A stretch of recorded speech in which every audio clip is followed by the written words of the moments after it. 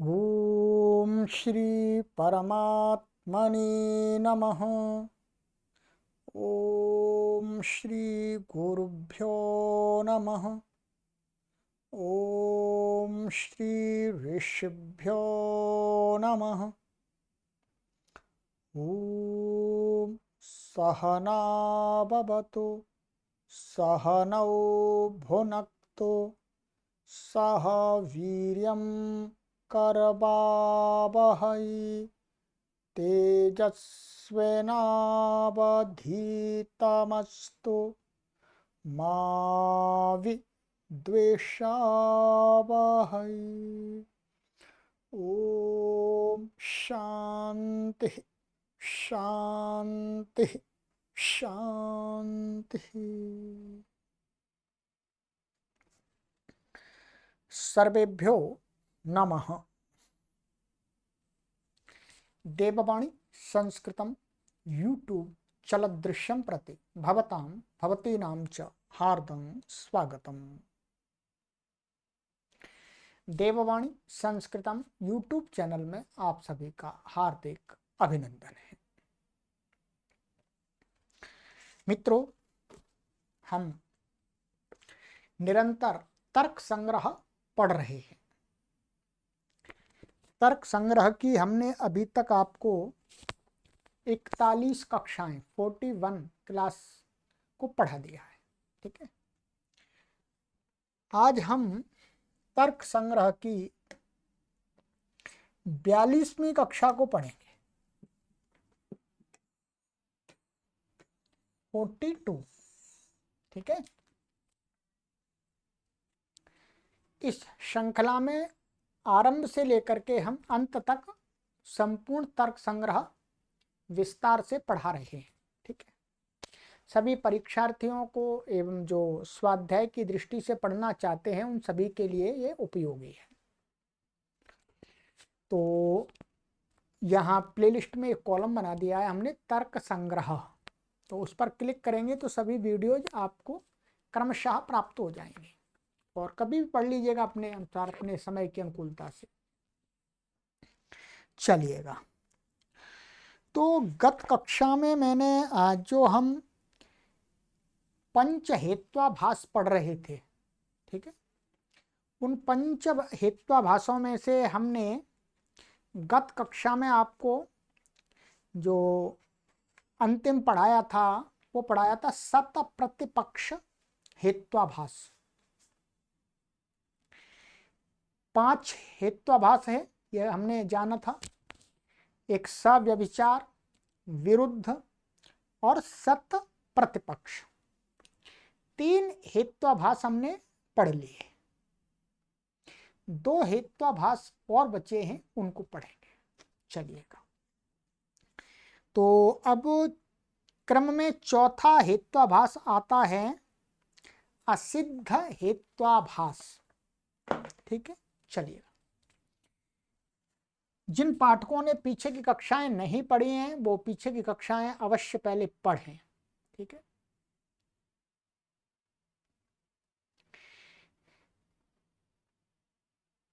ये हमारे 5 हेत्वाभास थे। सव्यभिचार, विरुद्ध, सत प्रतिपक्ष, असिद्ध बाधिता, पंच हेत्वाभासा। ठीक है, हमने सव्यभिचार आपको पढ़ा दिया, विरुद्ध भी पढ़ा दिया, सत प्रतिपक्ष भी हमारा कंप्लीट हो गया। अब आ जाइएगा असिद्ध। असिद्ध को आज पढ़ेंगे।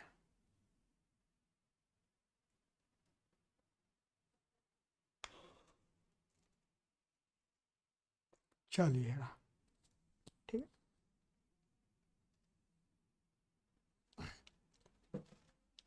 असिद्ध हेत्वाभासः, कहते हैं श्रीमद अन्नम भट्ट जी, असिद्धा त्रिविधा, कि जो असिद्ध हेत्वाभास है वो क्या है? असिद्धा त्रिविधा, 3 प्रकार का है। 3 प्रकार का बता रहे हैं। उसके 3 भेद गिना रहे हैं, नाम उसके नाम गिना रहे हैं कि आश्रया सिद्धः स्वरूपा सिद्धः व्याप्यत्वा सिद्धश्चेति। एक हो गया आश्रया सिद्ध, दूसरा हो गया स्वरूपा सिद्ध, तीसरा हो गया व्याप्यत्वा सिद्ध। अलग अलग तोड़ के पढ़ेंगे तो आश्रय असिद्ध, स्वरूप असिद्ध और व्याप्यत्व असिद्ध, ये तीन भेद हैं असिद्ध हेत्वाभास के। ठीक है जी। अब इनको देखते हैं, क्या आश्रया सिद्ध है, क्या स्वरूपा सिद्ध है, क्या व्याप्यत्वा सिद्ध है। ठीक है, तो यहां पर ये बता रहे हैं कि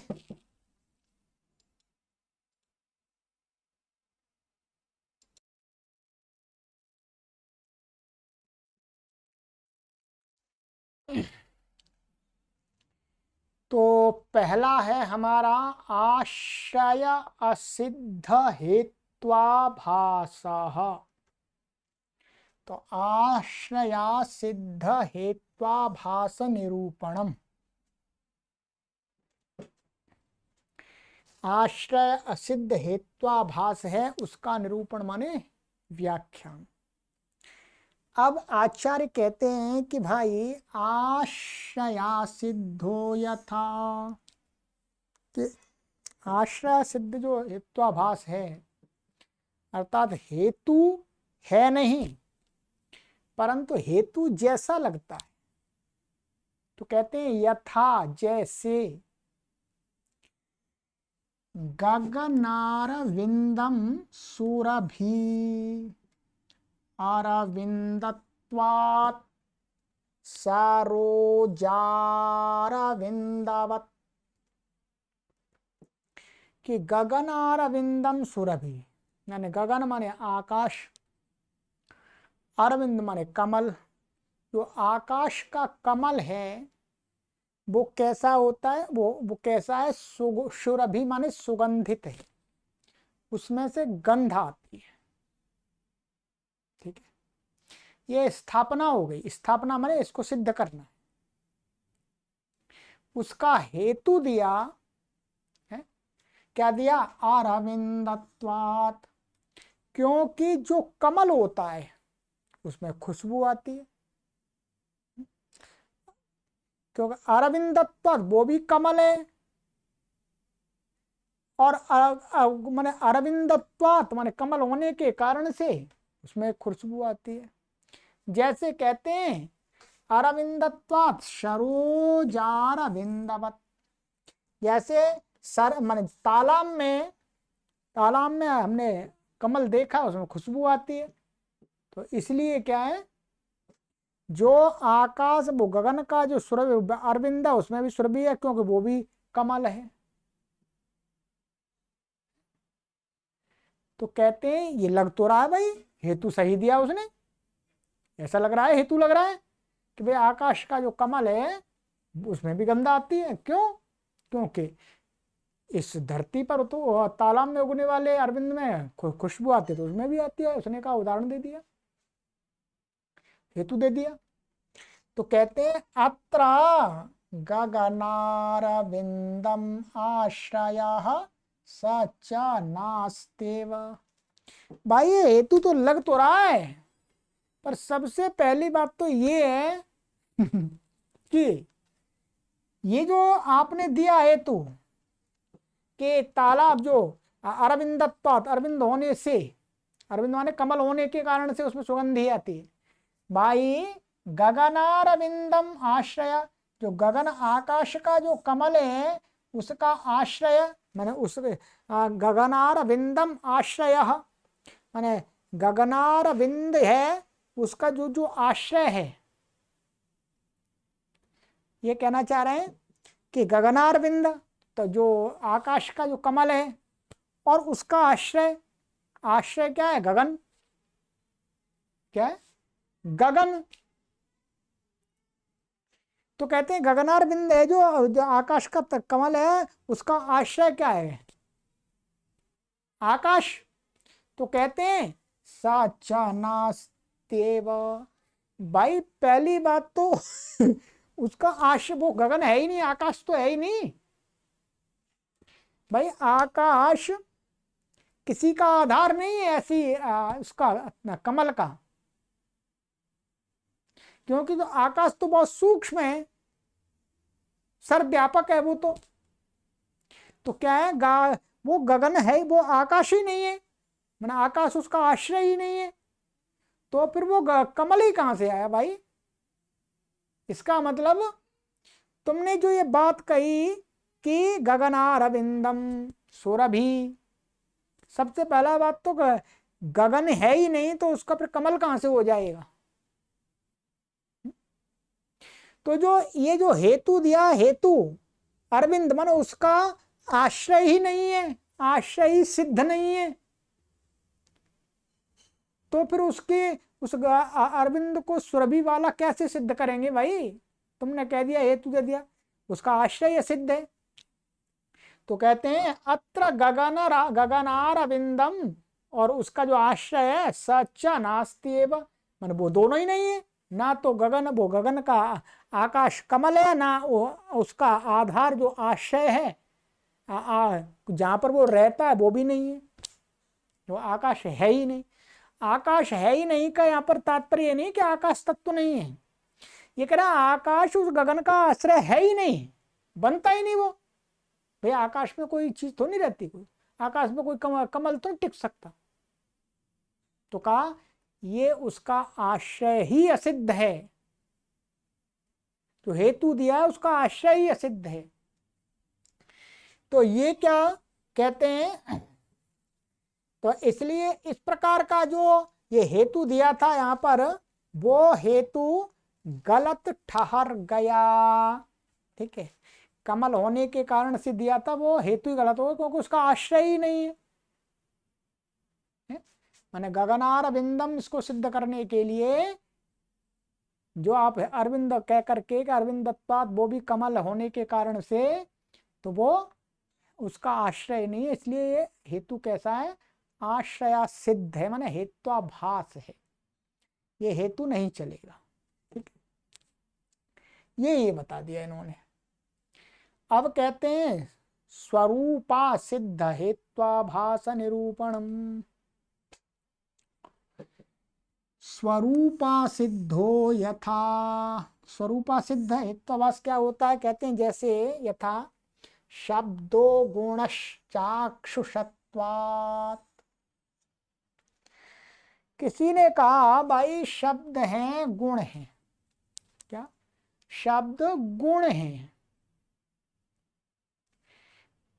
क्यों, क्योंकि चाक्षुषत्वात् उसको आंखों से जाना जाता है, देखा जाता है, आंखों से जो दिखाई देता है उसको देखा जाता बोलते हैं, माने आंखों से चाक्षुषत्वात् माने चक्षु इंद्रिय के द्वारा ग्रहण होने से शब्द गुण है, ये कहा। क्या शब्द क्या कहा इन्होंने, शब्द गुण है, और वो गुण कैसी है, कह रहे चाक्षुषमय, इस नेत्र इंद्रिय से ग्रहित होता है, क्योंकि जो नेत्र इंद्रिय से गृहित होता है वो गुण होता है। तो कहते हैं अत्र चाक्षुषत्वम शब्दे नास्ति शब्दस्य श्रावणत्वात्। तो कहते हैं शब्दो गुणः, इसमें आपने हेतु दे दिया चाक्षुषत्वात्, ये गलत। गलत क्यों, क्योंकि अत्र माने शब्द में चाक्षुषत्व है ही नहीं, ये आंख के द्वारा ग्रहण नहीं होता, शब्द तो कर्णेंद्रिय के द्वारा गृहीत होता है, और आप उसको उसका गुण सिद्ध करने के लिए कह रहे हैं चाक्षुषत्वात्। तो जो चाक्षुषत्व ही नहीं है उसमें तो भाई, तो चाक्षुषत्वम शब्दे नास्ति, माने वो इंद्रिय के द्वारा गृहीत नहीं है। तो कहते शब्द से श्रावणत्वात्, क्योंकि शब्द का तो श्रावण में श्रवण इंद्रिय के द्वारा ग्रहण होता है, कर्ण इंद्रिय के द्वारा। तो आपका ये हेतु ही गलत हो गया भाई, स्वरूप से ही गलत है, ये तो ये स्वरूप से ही गलत है। क्योंकि चाक्षत्व है ही नहीं शब्द का। तो ये इस प्रकार का जो हेतु होता है वो क्या है, स्वरूपा सिद्ध होता है। स्वरूप से अर्थात वो उसके साथ संबंध ही नहीं घट रहा उसका। शब्द के साथ में चक्षु इंद्रिय का जो हेतु दिया चाक्षत्व, वो ही नहीं उसका संबंध लग रहा, होता ही नहीं संबंध, वो तो कर्ण इंद्रिय से होता है? इससे श्रवण इंद्रिय से होता है, वो तो श्रावणत्व है उसका हेतु। शब्द गुण है क्योंकि कर्णेंद्रिय के ग्रहण करने से। तो आपने हेतु दिया चाक्षत्व, तो ये गलत है, ये स्वरूप से ही असिद्ध है, ये यहाँ पर इसका संबंध ही नहीं है। तो इस प्रकार का जो हेतु दिखाई देता है पर हेतु नहीं है, वो है स्वरूपा सिद्ध हेत्वाभास। ये दो तो सरलता से समझ में आ गए, कोई परेशानी नहीं है, ठीक है।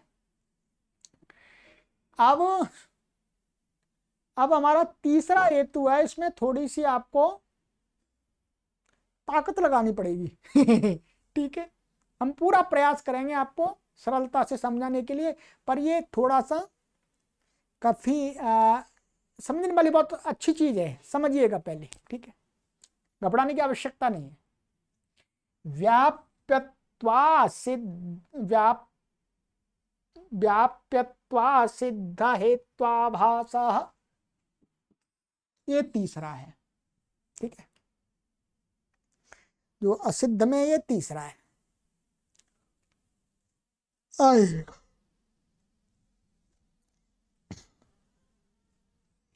कहते हैं सोपाधिको हेतुर व्याप्यत्वा सिद्ध, के उपाधि से युक्त, उपाधि से युक्त जो हेतु होता है, ठीक है, वो हेतु वास्तव क्या होता है, व्याप्यत्वा सिद्ध हेतु माने हेत्वाभास होता है। हे माने उपाधि से युक्त जो हेतु लग रहा है हमें, माने उपाधि से युक्त है जो, ऐसा जो हेतु होता है वो हेतु नहीं होता, वो क्या होता है, व्याप्यत्वा सिद्ध हेत्वाभास। अभी वैसे तो समझिएगा, शब्दों को समझ लीजिएगा, मोटा मोटा भी इनके अर्थ पर विचार करेंगे। अब ये कहते हैं भाई, आपने ये उपाधि शब्द यहाँ पर आया, सोपाधिक माने उपाधि शब्द आया। उपाधि क्या है, उपाधि समझ में नहीं आती। एक तो ये उपाधि होती है भाई, उसको राष्ट्रपति की उपाधि मिल गई, राष्ट्रपति है, या जिसकी उपाधि दी जाती है बहुत सारी है, पंडित की उपाधि मिल गई। तो कहते हैं अब उपाधि को बता रहे हैं, कहते हैं साध्य व्यापकत्वे सति साधना व्यापकत्वम उपाधि, ठीक है। ये कहते हैं साध्य व्यापकत्वे सति, साध्य में व्यापक होने से, माने साध्य में रहने से, माने साध्य में होने पर, ऐसा कहें, साध्य में व्यापक होने से सति साधना व्यापकत्वम, और साधन में अव्यापक है, माने साधन में अव्यापकता। साधन का अर्थ है हेतु, साधन का अर्थ क्या है, हेतु। तो साधन में अव्यापक है, माने साधन में नहीं है। जो हम उदाहरण दे रहे हैं, जिसको हमें स्थापना करनी है, वहां पर जो साध्य में तो है व्यापक रूप से, परंतु वो साधन में नहीं है, हेतु में नहीं है। वही क्या है, साधना व्यापकत्व, वो साधन में अव्यापकत्व, माने व्यापकत्व न होना, व्यापक न होना ही क्या है, उपाधि कहलाती है, ठीक है। अभी इसको पूरा एक बार पढ़ेंगे, फिर दोबारा पढ़ेंगे, तब समझ में आएगा। अच्छा, ये अभी आपको उपाधि समझ में नहीं आई होगी, मैं जानता हूं आपको, अभी उदाहरण दे के समझाऊंगा तब समझ में आएगी, ठीक है। अभी इतना समझ लीजिएगा, साध्य, अभी ये यहां दिखाएंगे साध्य, जैसे हमको उदाहरण देते हैं, जैसे वह निमान पर्वत, धूमवत्वात्, ऐसे बोलते हैं, वहनिमान पर्वता धूमवत्वात्।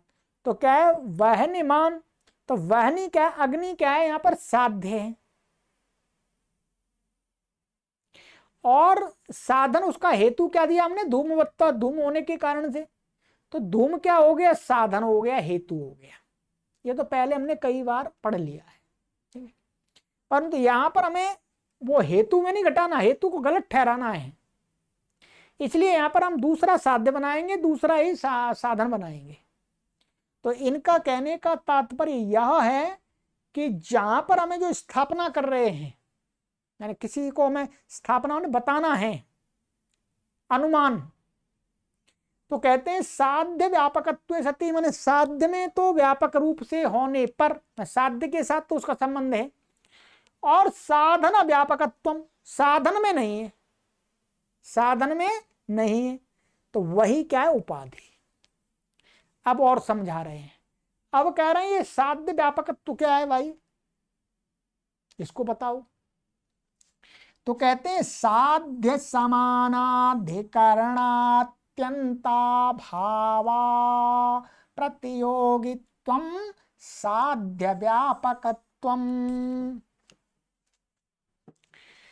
कहते हैं जो साध्य है उसके ही समान अधिकरण वाला, माने साध्य है, साध्य जहां रहता है, साध्य जहां रहता है वो क्या हो गया, अधिकरण। तो माने साध्य, कोई भी साध्य होता है उसके अधिकरण एक नहीं होते, अनेक हो सकते हैं। जैसे धुआं है, धुआं रसोई में भी हो सकता है, धुआं पर्वत पर भी हो सकता है, धुआं गांव में भी हो सकता है, धुआं खेत में भी हो सकता है। तो ये जो हम यह मानेंगे धुआं क्या है, साध्य है, और उसके जो समान अधिकरण क्या है, जैसे वो खेत में है, रसोई में है, पर्वत पर है, ये समान है, माने उसके अधिकरण। तो साध्य समान अधिकरण, देखें, माने साध्य के समान अधिकरण, जहां जहां वो रह सकता है वो समान अधिकरण हो गए, उसको कहते हैं समान अधिकरण। उसमें अत्यंत अभाव, जो हम साध्य दे रहे हैं वो, और वो साध्य, साध्य माने उसका जो अधिकरण बने साध्य का, उस साध्य में जो जिसका अत्यंत अभाव, ध्यान देखिए, साध्य में साध्य माने साध्यवत, माने साध्य है जिसमें, जहां रहता है, मानिएगा धुआं पर्वत पर रहता है, अब पर्वत में जिसका अत्यंत अभाव, तो पर्वत में बहुत सारी चीजों का अत्यंत अभाव हम बता सकते हैं, पर अभी एक लेंगे। तो उसमें अत्यंत अभाव, और उस अत्यंत अभाव का अप्रतियोगी, अप्रतियोगित्व, प्रतियोगी का माने, प्रतियोगी का क्या अर्थ होता है, प्रतियोगी का अर्थ होता है विरोधी। अत्यंत अभाव का प्रतियोगी क्या है, भाव, ध्यान रखेंगे। अत्यंत, अत्यंत अत्यंत अभाव का प्रतियोगी क्या है, भाव, और अत्यंत अभाव का अप्रतियोगी क्या है, अत्यंत अभाव। ठीक है, अभी बोर्ड पर देखेंगे पर समझ लीजिएगा। तो साध्य समानाधिकरण अत्यंत अभाव अप्रतियोगित्व का अर्थ हो गया अत्यंत अभाव, लौट करके वही अर्थ आ गया। अर्थात साध्य का जो अधिकरण है उनमें जिस वस्तु का अत्यंत अभाव माने सर्वथा अभाव है वो, ध्यान दीजिए, ठीक है। योगित्वम साध्य व्यापकत्वम, उसी को क्या कहते हैं, साध्य व्यापकत्व कहते हैं।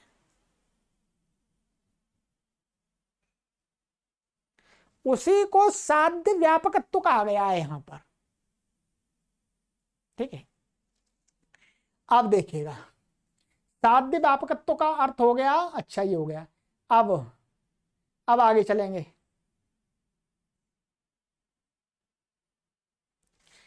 अभी ये समझ में ये भी नहीं आया होगा, अभी समझाएंगे फिर।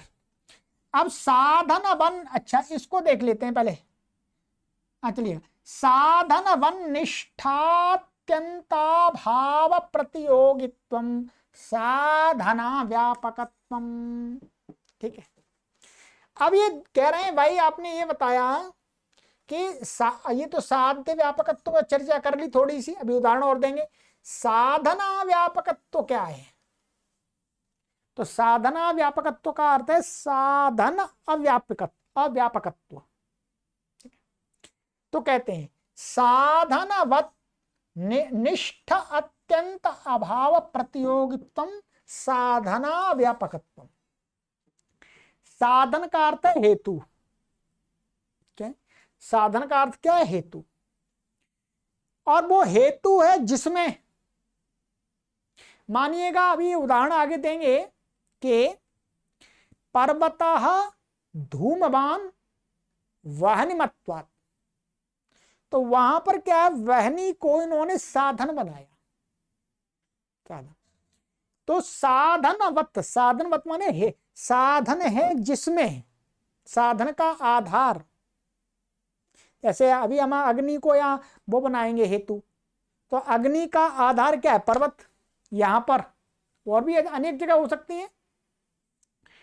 तो वो साधनवत माने जो हेतु का जो आधार अधिकरण, उसमें निष्ठ माने उसमें स्थित, निष्ठ का अर्थ उसमें स्थित अत्यंत अभाव।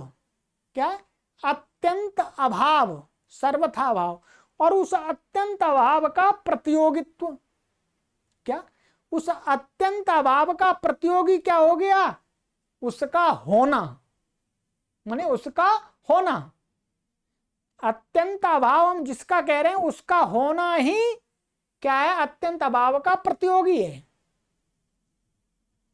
तो कहते हैं साधन वन निष्ठ अत्यंत अभाव प्रतियोगित्व। माने साधन वाला जो हेतु का जो अधिकरण है उसमें स्थित जो अत्यंत अभाव का प्रतियोगी, माने अत्यंत अभाव न होना, कहने का तात्पर्य है उसको कहा है यहां पर साधना व्यापकत्वम। अब ये दो चीज यहां पर ये हमने क्लियर करें तब जाकर के ये उपाधि आएगी। ये दोनों चीज होनी चाहिए। साध्य व्यापकत्व सती साधना व्यापकत्वम उपाधि। अब देखेंगे कि क्या चीज साधन में व्यापकत्व रूप से है, साध्य में, और साधन में अव्यापकत्व रूप से है। उसका ये उदाहरण देंगे तब समझ में आएगा। कहते हैं यथा, समझिएगा, पर्वतो धूमवान वहनिमत्वात्। ठीक है, ये क्या दिया इन्होंने? स्थापना कर रहे, स्थापना वाक्य है ये। पर्वतः धूमवान मान पर्वत धुआं वाला है। धुआं दिख नहीं रहा, क्या है? पर्वत धुआं वाला है। हेतु क्या दिया? वहनिमत्वात्। क्या? वहनिमत्वात् का अर्थ हो गया अग्नि होने से। माने अग्नि वाला, अग्नि होने से। तो माने वहनी मत्व का अर्थ हो गया अग्नि। वहनी मत माने अग्नि वाला, और फिर वहनी मत्व एक और प्रत्यय आ गया त्वल, तो हो गया अग्नि। अग्नि अर्थ अग्नि होने से। ठीक है, इत्यत्र माने यहां पर। अब देखिएगा, कहते हैं आर्द्रेन्धन संयोग उपाधि। अब यहां घटा रहे हैं ये कि अब यहां पर देखिएगा, आर्द्र ईंधन संयोग। आर्द्र का अर्थ होता है गीला, ईंधन माने लकड़ी। गीली लकड़ी का अग्नि के साथ में संयोग होना ही यहां पर उपाधि है। इसको समझिएगा।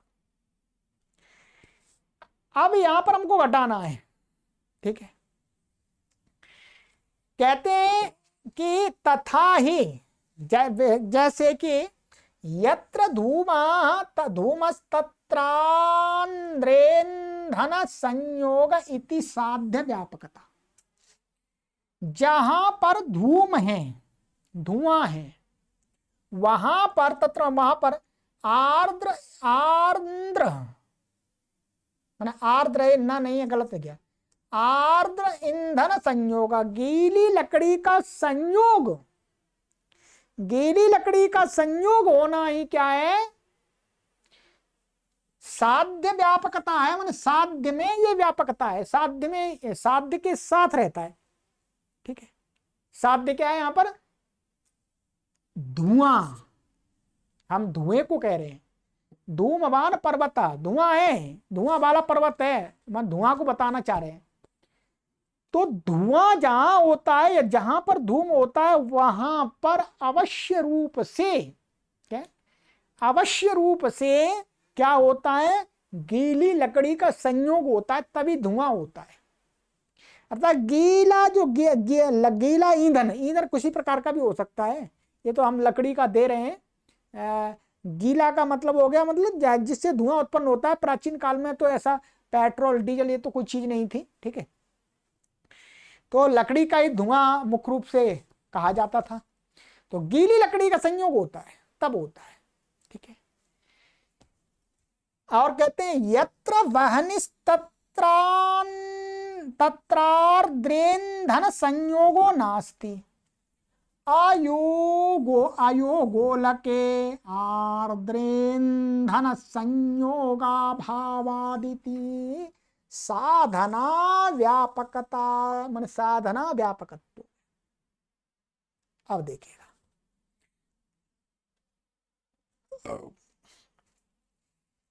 कहते हैं जहां पर अग्नि है वहां पर आर्द्र मान गीले ईंधन का संयोग नहीं होता।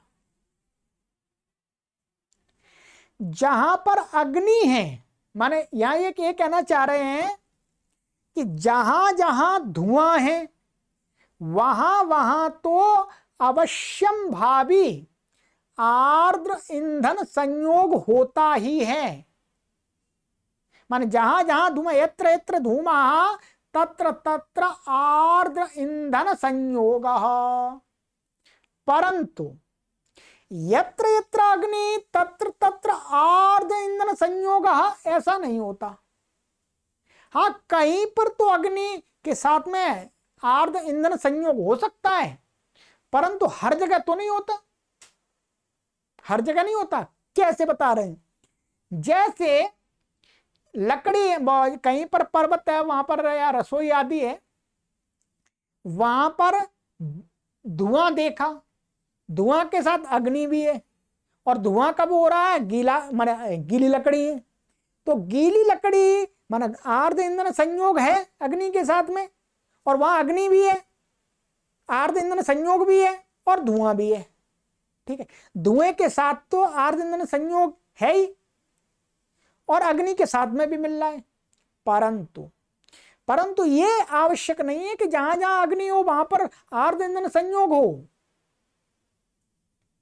इसलिए वहां पर अत्यंत अभाव अप्रतियोगित्व नहीं है।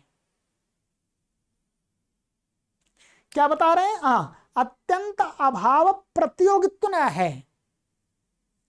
जैसे अयोगोलके, अय है, अयस शब्द, अयस्मान लोहा, लोहे का गोला, कोई लोहे का गोला, तपता हुआ गोला एकदम लाल हो गया, भट्टी में डाल देते हैं, लोहार आदि होते हैं वो तपाते हैं लोहे को, तो लोहे का गोला या लोहे की सरिया, लोहे की कोई छड़ी आदि कुछ भी हो सकती है, तो वो जब भट्टी में तप जाती है पूरी लाल हो जाती है, उसमें अग्नि रहती है। अग्नि का आधार क्या है, लोहे का गोला, लोहे का गोला। कहते हैं उस अयोगोलक में तो आर्द्र ईंधन संयोग का अभाव है। हाँ, जहां पर धुआं है वहां तो अग्नि के साथ में आर्द्र ईंधन का संयोग है, परंतु जहां जो लोहे के गोले में जो अग्नि है वहां पर तो आर्द्र ईंधन संयोग नहीं है। तो अभावात इति साधना व्यापकता, यही साधन में अव्यापकत्व है, माने अव्यापकता है। ठीक है, अब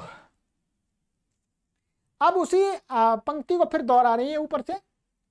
एवं इस प्रकार साध्य व्यापकत्वे सति साधना व्यापकत्वात् आर्थ इंधन संयोग उपाधि। इस प्रकार से साध्य व्यापकत्व होने पर साधन में व्यापकत्व होने से आर्ध इंधन संयोग है वो उपाधि कहलाया इस उदाहरण में। इसलिए ये जो हमने यहाँ हेतु दिया, जो ये हेतु इसमें है, स्थापना वाक्य में हमने जो हेतु दिया, तो वो हेतु कैसा है? उपाधि से युक्त हेतु है। तो उपाधि का संबंध बैठ रहा है। सोपाधिकत्वात् वह्निमत्वं व्याप्यत्वा सिद्धम, माने सोपाधिक माने उपाधि सहित वाला होने के कारण से यहां पर जो अग्नि, वह्निमत्वम का अर्थ अग्नि, अग्नि क्या है? व्याप्यत्वा सिद्धम हेत्वाभासः। ठीक है, अब समझ में नहीं आया अभी तक आपको, अब समझ में आएगा। ठीक है, अब मैं आपको फिर दोबारा समझाता हूं इसको। अब आपको इतना एक थोड़ा थोड़ा मोटा मोटा संस्कार बनेगा, ये थोड़ा जटिल है जटिल है। ठीक है, अब मैं आपको समझाऊंगा। देखिएगा, आप पुस्तक खोल लीजिएगा। ये मैंने मैटर आपको पढ़ा दिया है, मैं भी पुस्तक खोल लेता हूं और फिर इस बोर्ड पर आ जाते हैं। ठीक है,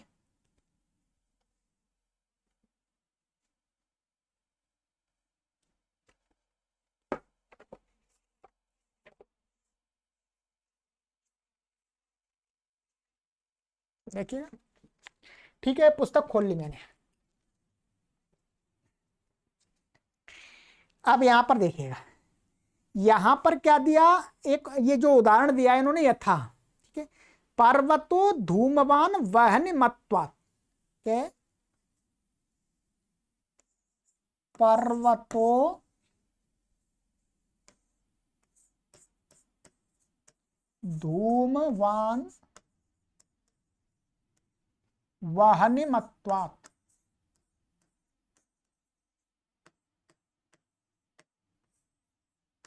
ठीक है, ये स्थापना वाक्य है। क्या है? किसी ने कहा ये पर्वत कैसा? धुएं वाला है। उसने कहा हेतु को हेतु दिया उसने वह्निमत्वात्, अग्नि होने के कारण। पहले तो उल्टा सिद्ध करते थे, पहले हम अग्नि को सिद्ध करते थे, परंतु यहां तो हमें हेत्वाभास ठहराना है, इसलिए गलत उदाहरण देना पड़ेगा। ठीक है, तो यहां पर क्या गलत हेतु दिया है? वह्निमत्वात्। इसलिए भी गलत दिया है क्योंकि जहां जहां अग्नि होगी वहां पर धुआं नहीं जरूरी है, पर जहां जहां धुआं होगा वहां तो अग्नि होगी। तो धुआं तो हेतु बन सकता है पर अग्नि तो हेतु नहीं बन सकती इसमें, तो इसलिए गलत उदाहरण उठाया। ठीक है, अब इसको ये जो हेतु यहां पर दिया है, ये हेतु का प्रकार कौन सा है वो बताना चाह रहे हैं कि ये हेतु का जो प्रकार है वो है व्याप्यत्व असिद्ध हेत्वाभास। ठीक है, चलिएगा अब यहां पर देखिएगा। अब देखिए पुस्तक में कहते हैं सोपाधिको हेतुर्व्याप्या व्याप्यत्वा सिद्ध, माने उपाधि से युक्त वाला जो हेतु होता है वह व्याप्यत्वा सिद्ध हेत्वाभास कहलाता है। अच्छा जी, अब ये बताइएगा उपाधि क्या होती है? उपाधि के लिए कहा साध्य व्यापकत्वे सति साधना व्यापकत्वम उपाधि। ठीक है, कि यहां देखिए, यहां पर हम ये क्या है? अधिकरण, इसको पक्ष बोलते हैं, इसको और भी इसी भाषा में क्या बोलते हैं? पक्ष। ठीक है, और यहां पर ये क्या है? धूम। यहां पर इसमें इसमें क्या है? धूम क्या है?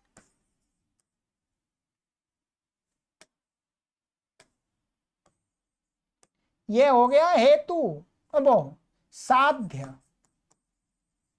क्या हो गया? साध्य।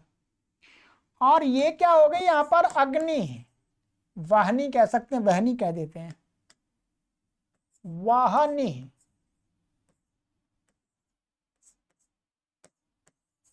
ये क्या है, साधन माने हेतु।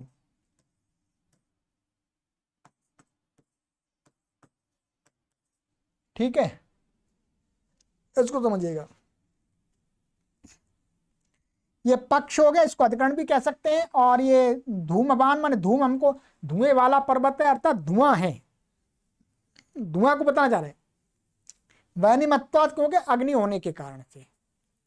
अब यहां पर कहते हैं कि उपाधि क्या होती है, तो कहते हैं साध्य व्यापकत्वे सति, साध्य का व्यापकत्व होने पर साधना अव्यापकत्वम, माने साध्य और साधन के साथ संबंध, और वो क्या है, साधन में अव्यापकत्व हो।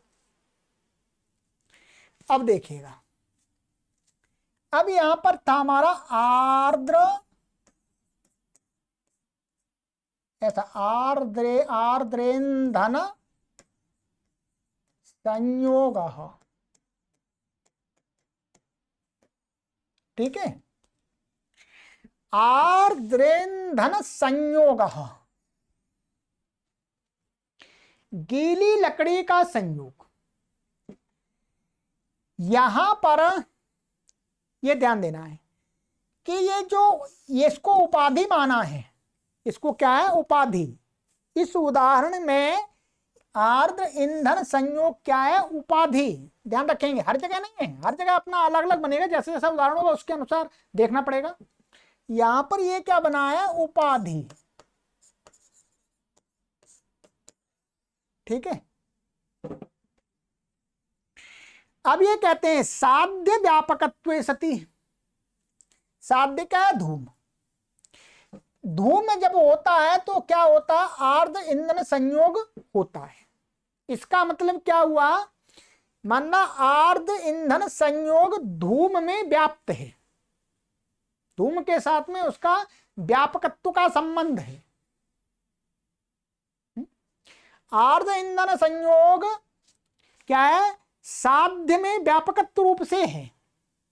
जहां माने यत्र यत्र धूमा तत्र तत्र आर्द्र ईंधन संयोग, ठीक है। सति साधना व्यापकत्वम, साधन, साधन माने हेतु। वाहनी, वाहनी में वहनी के साथ आर्द्र ईंधन संयोग हमेशा नहीं होता, कहीं हो सकता कहीं नहीं हो सकता। इसलिए यहां पर इसको क्या कहा कि साधन में तो ये जो है आर्द्र ईंधन संयोग, ये क्या अव्यापकता है, अव्यापक है ये, तो यहां अव्यापकता है आर्द्र ईंधन संयोग की। तो आर्द्र ईंधन संयोग की धूम के साथ में व्यापकता, और साधन माने हेतु के साथ में, हेतु वहनी के साथ में अव्यापकता है। माने अव्यापकता का तात्पर्य है कि हमेशा व्यापकता नहीं होती, उसी को व्यापक बोलेंगे। कहीं है कहीं नहीं है तो वो अव्यापक की श्रेणी में आ जाएगा। तो अव्यापकत्व, तो यही क्या है, ऐसा जिसका होता संबंध होता है उसको बोलते हैं उपाधि। समझ में आया, अभी आएगा। अब कहते हैं कि भाई आपने साध्य व्यापकत्व, अब इसकी बात बता रहे हैं, मैंने थोड़ा खोल दिया फिर बताऊंगा। अब कि कहते हैं साध्य समानाधिकरण अत्यंता भावा प्रतियोगित्वम साध्य व्यापकत्वम। अब साध्य व्यापकत्व को और समझिएगा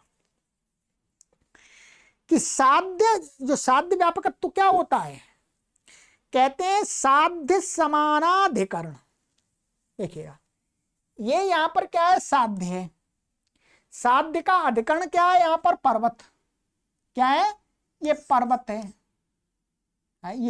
ये पर्वत हो गया, ठीक है। तो पर्वत साध्य, यहां पर इस उदाहरण में धूम जो साध्य है उसका अधिकरण क्या है, पर्वत। ठीक, अब कहते हैं कि साध्य समान अधिकरण। अब ये जो धुआं है ये केवल पर्वत पर भी नहीं होता है, माने जैसे पर्वत के समान अन्य भी इसके अधिकरण हो सकते हैं।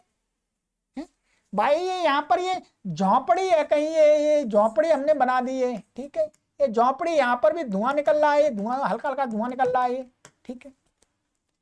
तो ये धुआं यहाँ पर भी हो सकता है, तो इसी प्रकार के कहीं भी रास्ते में भी हो सकता है, बगीचे में हो सकता है, खेत में हो सकता है, खलियान में हो सकता है, छत पर हो सकता है। तो वही साध्य समानाधिकरण माने साध्य के जो यहां पर साध्य के समान अधिकरण माने साध्य जहां जहां रह सकता है वो सभी अधिकरण पक्ष उनमें अत्यंत अभाव, ध्यान दिए, माने उस यहां पर तो हम पर्वत लेंगे, जब रसोई का लेंगे तो रसोई ले लेंगे, तो यहां पर क्या है अत्यंत माने उसमें जिसका अत्यंत अभाव। अब पर्वत में हम मोटा मान लेते हैं घट का अभाव है, भाई पर्वत में घट तो नहीं होता, पर्वत का मतलब पत्थर।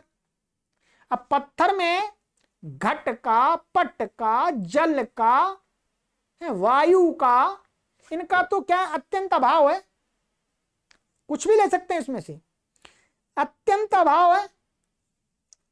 तो कहते हैं साध्य समानाधिकरण अत्यंत अभाव।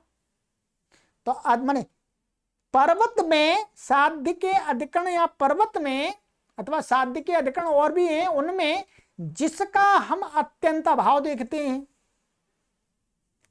हमने यहां पर ले लिया घट का, घट का अत्यंत अभाव है।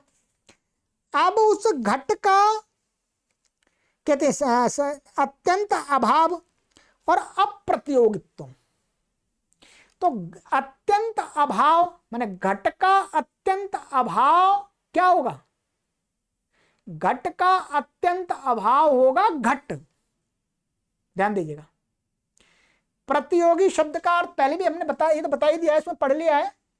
प्रतियोगी का अर्थ हुआ विरोधी,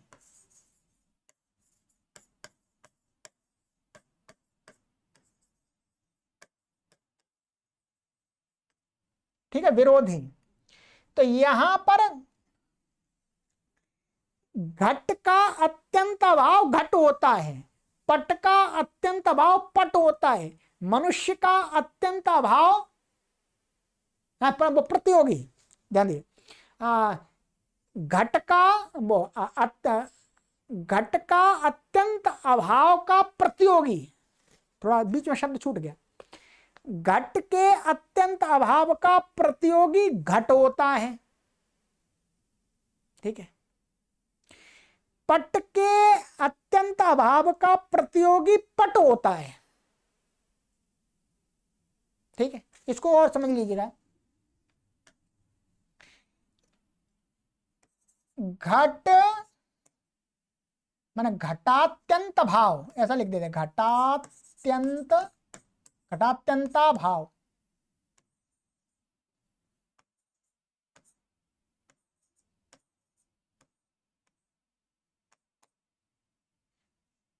इसका प्रतियोगी क्या होगा,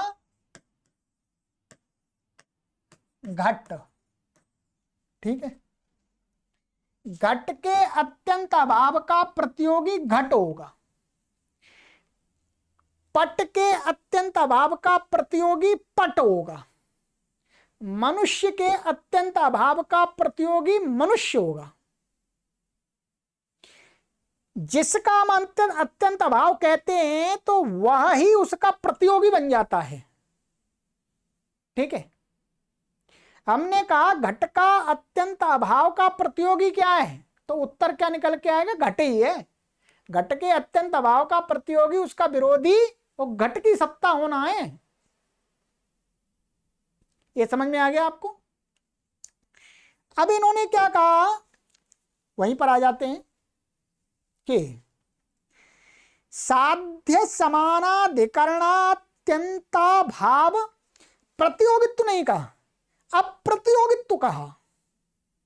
अप्रतियोगित्व का अर्थ क्या हो गया, अत्यंत अभाव।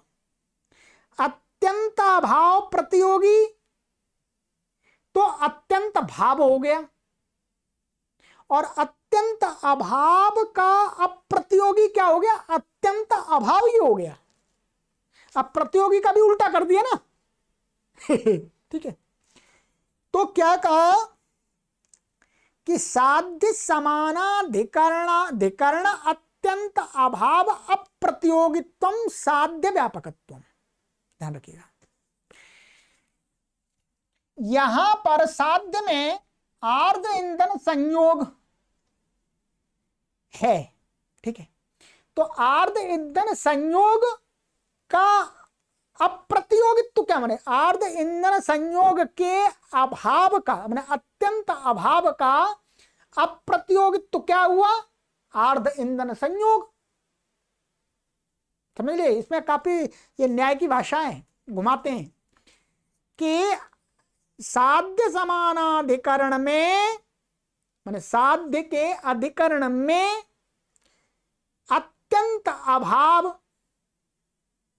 अत्यंत अभाव और उस अत्यंत अभाव का अप्रतियोगित्व माने अत्यंत अभाव ही, ठीक है। तो यही क्या होता है, साध्य व्यापकत्वम। तो यह अत्यंत अभाव अप्रतियोगित्व से ये कहना चाह रहे हैं कि उसका होना माने साध्य में जो बता रहे हैं आर्ध ईंधन संयोग का होना, यही अर्थ हुआ। क्योंकि अत्यंत अभाव का प्रतियोगी हो गया भाव, ठीक है, और फिर भाव, फिर अत्यंत अभाव, ठीक है। तो यहां पर इन्होंने ये कहा कि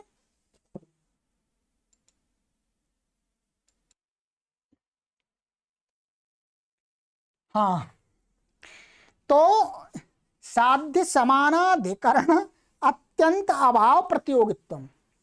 तो इनका कहने का तात्पर्य ये है कि यहां पर ये धूम है, धूम का जो समानाधिकरण हो गया पर्वत, यहां पर पर्वत में घट का यहां पर हमने अत्यंत अभाव मान लिया, उस घट का अप्रतियोगित्व माने घट के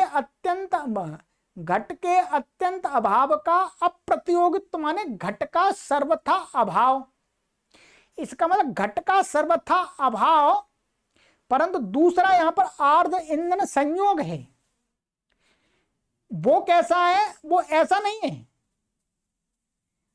वो क्या अत्यंत अभाव अप्रतियोगित्व उसके अंदर नहीं है। तो यहां पर कहने का तात्पर्य इनका यह है कि साध्य समानाधिकरण अत्यंत अभाव प्रतियोगित्व साध्य व्यापकत्व, यही साध्य की व्यापकता है। साध्य का व्यापकता है, साध्य में व्यापकता ऐसा कह सकते हैं, ठीक है। तो यहां पर अच्छा, और फिर आगे इसका कहते हैं साधन वत निष्ठ अत्यंत अभाव प्रतियोगित्व साधना व्यापकत्व। माने साधन वत का अर्थ हो गया ये जो यहाँ पर वहनी हमने ली है, इसका वत माने साधन वत क्या हो गया, पर्वत हो गया, साधन वत पर्वत साधन वत भी है। तो साधन वत माने साधन वत पर्वत है, उसमें निष्ठ माने स्थित अत्यंत अभाव, क्या अत्यंत अभाव, उसका अत्यंत अभाव माने किसी का भी अत्यंत अभाव माना, अत्यंत अभाव का प्रतियोगी, अत्यंत अभाव माने घट है, वो घट का अत्यंत अभाव क्या हो गया, घट के अत्यंत अभाव का प्रतियोगी हो गया घट, ठीक है। तो यहां पर कह रहे हैं उसमें अत्यंत अभाव प्रतियोगित्व यानी अत्यंत अभाव का प्रतियोगिता होना, प्रतियोगित्व होना ही क्या है, साधन में अव्यापकत्व कहलाता है, ठीक है। अब यहां पर हमको समझना है कि इस वाहिनी का पर्वत क्या हो गया, साधनवत हो गया, यहां पर जो शब्द लिखा हुआ है, ठीक है, साधनवत, और उसमें स्थित जो अत्यंत अभाव, अत्यंत अभाव हमने किसी का भी अत्यंत अभाव मान लिया, ठीक है। तो वो अत्यंत अभाव फिर उसका प्रतियोगी, उस अत्यंत अभाव का प्रतियोगी क्या हो जाएगा, अर्थात घट का अत्यंत अभाव का प्रतियोगी घट हो गया। तो घट का होना माने साध्य में जो है वो साधन में नहीं होना। कहने का तात्पर्य है साध्य में जो अत्यंत अभाव अप्रतियोगित्व रूप से जो है वो साधन में अत्यंत अभाव प्रतियोगी से रहना, ये अर्थ आएगा इसका।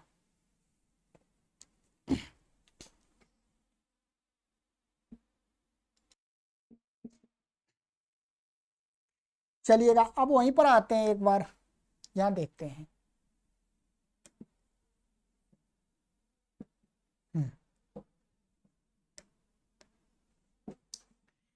साध्य समानाधिकरण अत्यंताभाव प्रतियोगित्वम साध्य व्यापकत्वम, ये हो गया। ये हमने आपको बता दिया कि अत्यंत अभाव का प्रतियोगित्व होने का अर्थ है, यहां पर हम इसका मोटा सा अर्थ लेंगे तो ये है कि नियत भाव से होना। क्या है? नियत भाव से होना। साध्य के अधिकरण में जिसका नियत रूप से होना वह ही क्या है, साध्य व्यापकत्व। जैसे यहां पर साध्य का समानाधिकरण जो जहां जहां साध्य है वहां पर क्या है, आर्द्र ईंधन संयोग नियत रूप से रहता है। अत्यंताभाव प्रतियोगित्व माने अत्यंताभाव अप्रतियोगित्व का अर्थ है कि नियत रूप से होना। ठीक है, और ये तो हो गया आर्द्र ईंधन संयोग नियत रूप से रहता है जहां जहां धूम है, धूम वाले स्थान में। और साधनवत निष्ठा अत्यंत अभाव प्रतियोगित्व, यहां पर क्या ये हट गया।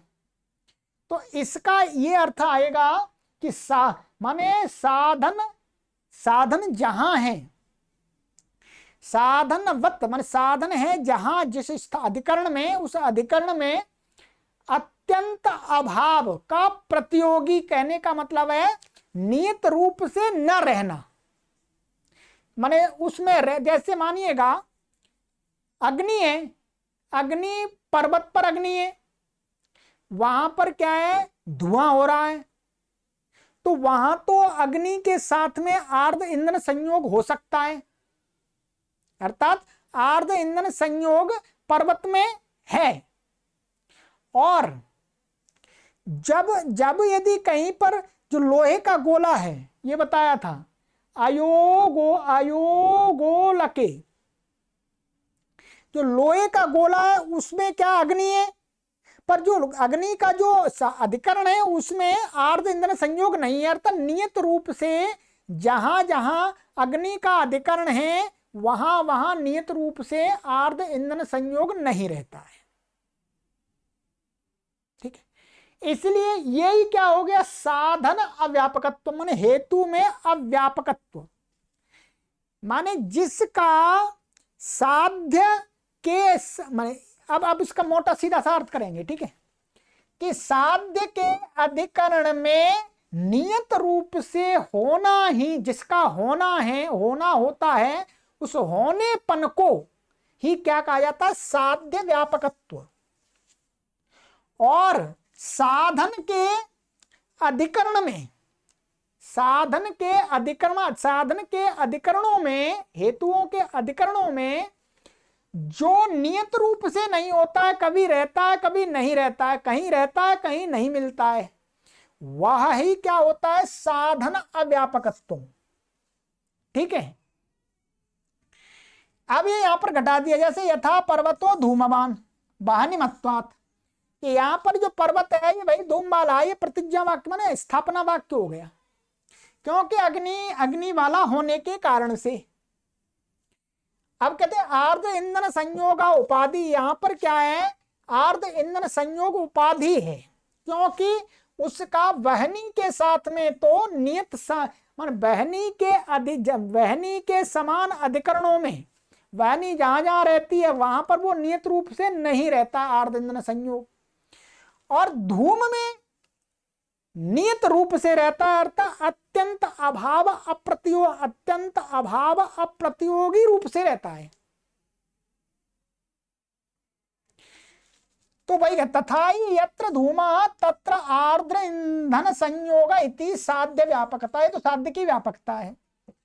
यत्र वहनि तत्र आर्द्र ईंधन संयोगो नास्ति, यहां पर वही बात कहना चाह रहे हैं कि जहां जहां अग्नि है वहां पर नियत रूप से आर्द्र ईंधन संयोग नहीं होता, इसलिए क्या है, साधन में अव्यापकत्व है इसका।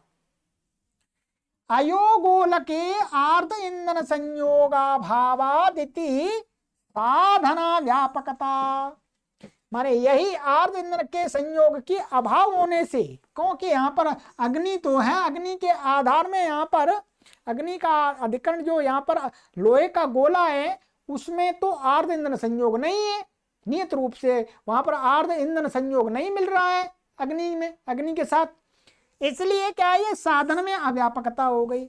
एवं इस प्रकार से साध्य व्यापकत्व सति, साध्य के व्यापकत्व होने पर साधन में अव्यापकत्व होने से आर्द्र ईंधन संयोग है जो साध्य में तो व्यापक रूप से है, नियत रूप से रहता है, और साधन में अव्यापक रूप से अग्नि में, इसी क्या ये उपाधि है।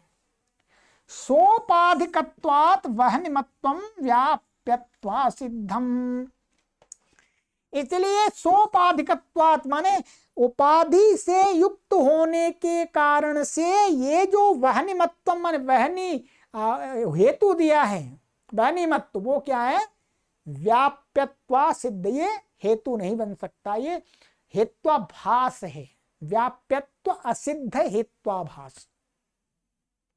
इसका मतलब ये वाक्य कभी भी सिद्ध नहीं हो सकता, ये गलत स्थापना वाक्य दिया है और इसमें हेतु भी गलत दिया है। तो ये है व्याप्यत्वा सिद्ध हेत्वाभासा। थोड़ा कठिन तो होगा आपको, ये हो सकता है वीडियो 2-3 बार भी सुन सकते हैं, काफी बड़ी वीडियो बनी है ये, पर मुझे आज ये पढ़ाना ही था, ठीक है। अब मैं आपको फिर बता देता हूं थोड़ा सा इसको, यहां पर आपको कहें साध्य समानाधिकरण अत्यंत अभाव अप्रतियोगित्व, मैंने अलग अलग तोड़ के पढ़ दिया। साध्य यहां पर हमने धूम ले लिया, धूम के समान अधिकरण का अर्थ है यहां पर धूम के जहां जहां रह सकता है, धूम के समान अधिकरण कई हो सकते हैं, जैसे हमने बताया धूम यहाँ पर पर्वत पर दिखाया, वो किचन में रसोई में भी हो सकता है, छत पर भी हो सकता है, गली मोहल्ले या सड़क पर या खेत में खलिहान में कहीं पर भी हो सकता है। तो वो क्या है, उसके समान अधिकरण है।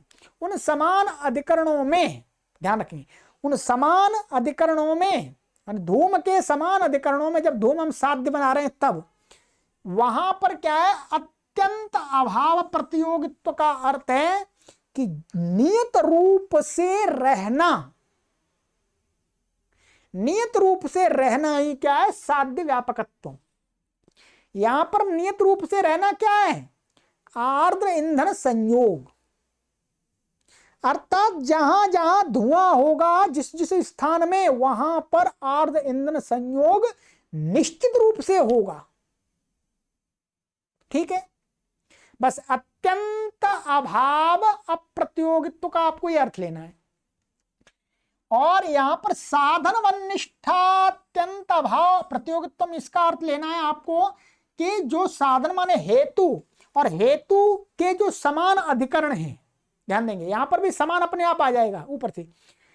हेतु माने हेतु यहां पर वहनी ली हमने, तो वहनी माने वहनी आग जहां जहां हो सकती है, आग भाई पर्वत पर भी होती है, कूड़े में गीले कूड़े में भी होती है, किचन में भी होती है, गली मोहल्ले कहीं छत पर भी हो सकती है, खेत खलिहान में हो सकती है।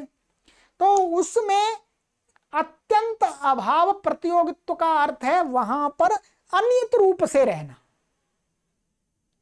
माने अनियत रूप से जो रहता है, माने जो आर्द्र ईंधन संयोग है वो क्या नियत रूप से नहीं रहता।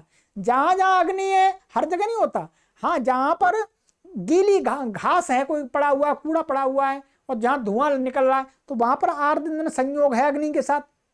परंतु जो लोहे का गोला है उसमें जो अग्नि है उसके साथ में आर्द्र ईंधन संयोग नहीं है, इसलिए यहां पर क्या अत्यंत अभाव प्रतियोगित्व है, ठीक है। तो यही क्या है, साधन में अव्यापकत्व है आर्ध ईंधन संयोग का। बस, तो ये दो शब्द थोड़े से आपको कठिन लग रहे होंगे, इनका सीधा सा अर्थ है अत्यंताभाव अप्रतियोगित्व का नियत रूप से रहना, और अत्यंत भाव प्रतियोगित्व का अनियत रूप से रहना। बस, बाकी तो आपको समझ में आ ही गया। ठीक है, अब इसके आगे हमारा आएगा, 4 हमारे हो गए हैं। अब आएगा बाधित हेत्वाभासस्य लक्षण, ये आगे की कक्षा में करेंगे। ठीक है, तो ये अनुमान का परिच्छेद हमारा समाप्त हो जाएगा, एक ही रह गया बस केवल। ठीक है, चलिएगा, सर्वेभ्यो नमः।